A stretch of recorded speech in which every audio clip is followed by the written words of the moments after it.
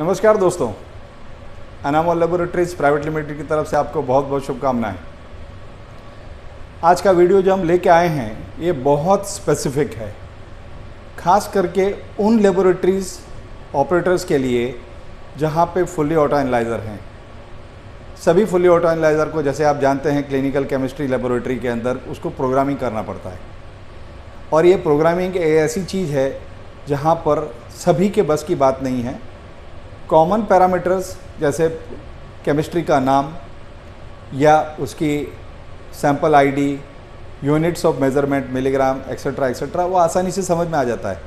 लेकिन एक major problem आती है इन सभी ऑटो एनालाइज़र के अंदर समझने के लिए कि इनके अंदर ऐसे पॉइंट्स कैसे फीड किए जाएं, कैसे पता लगाएं कि किसी प्रोडक्ट का ऐसे पॉइंट कैसे प्रोग्राम किया जाता है। और ये आज का वीडियो सिर्फ उसी टॉपिक को बहुत शार्पली एड्रेस करने के लिए बनाया गया है।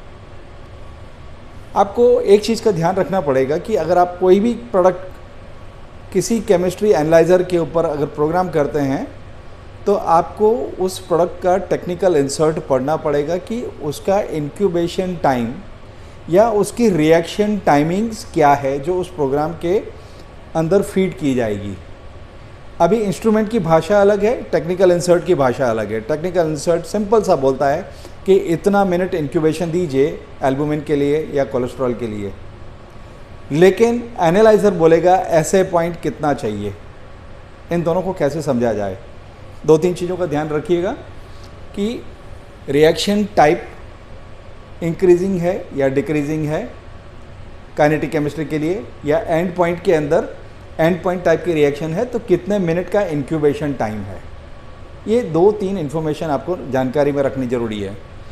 दूसरा कि उस एनालाइज़र का मैनुअल आपको ध्यान से पढ़ के या उसके सर्विस इंजीनियर या कंपनी से बात करके आपको ये पता लगाना पड़ेगा कि इसकी जो सैंपल ट्रे है, सैंपल कोरूजल, ये कोरूजल अपना एक साइकिल कितने सेकंड्स में पूरी करता है।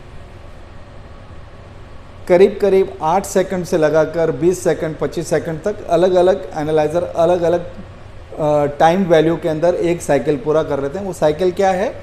ये कुवेट अगर रीडिंग के अंदर है तो एनालाइज़र अगर पूरा साइकिल घुमा के इसी कुवेट को वापस सामने लाता है तो कितने सेकंड्स बाद में लेके आएगा। इसको हम साइकिल टाइम बोलते हैं। अभी आपका जो ऐसे पॉइंट है या मेज़रमेंट पॉइंट है या पॉइंट नंबर 1, पॉइंट 2, पॉइंट 3, जो भी आप बोलिए उसको, लेकिन ये कैसे पता लगाएंगे?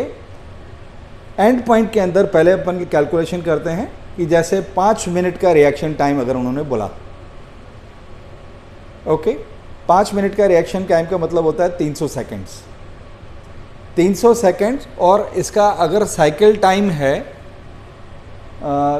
10 सेकेंड का, 10 सेकंड का साइकिल टाइम मीन्स 1 मिनट के अंदर ये ट्रे 6 बार घूम लेगी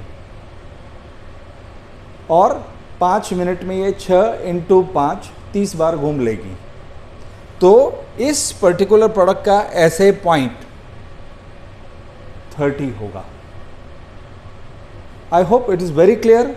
आपको समझ में आ गया है कि इंक्यूबेशन टाइम जो उस प्रोडक्ट का उसके टेक्निकल इंसर्ट में दिया हुआ है डिवाइडेड बाय साइकिल टाइम उस इंस्ट्रूमेंट का, ये आपको ऐसे पॉइंट बताएगा।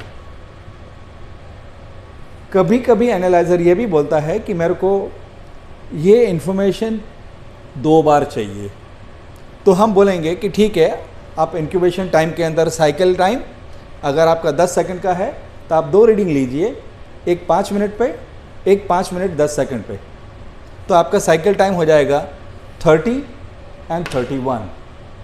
ओके, 2 बार आपने रीडिंग ले लिया।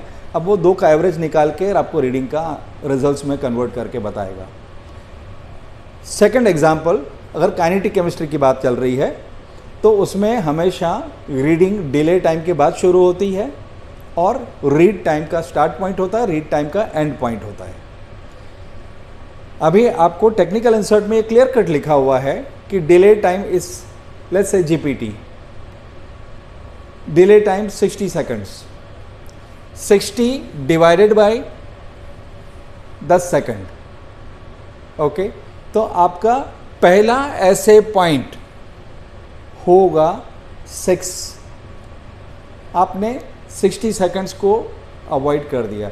दूसरा ऐसे पॉइंट आएगा जो आपको 30 सेकंड्स के बाद में रीडिंग लेना है, तो 30 seconds divided by reading cycle time 10 second का, मतलब 3 पॉइंट। ओके, तो आपने पहला ऐसे पॉइंट जो लिखा है उसके बाद में पॉइंट नंबर 2 आपका 3 साइकिल के बाद में आएगा।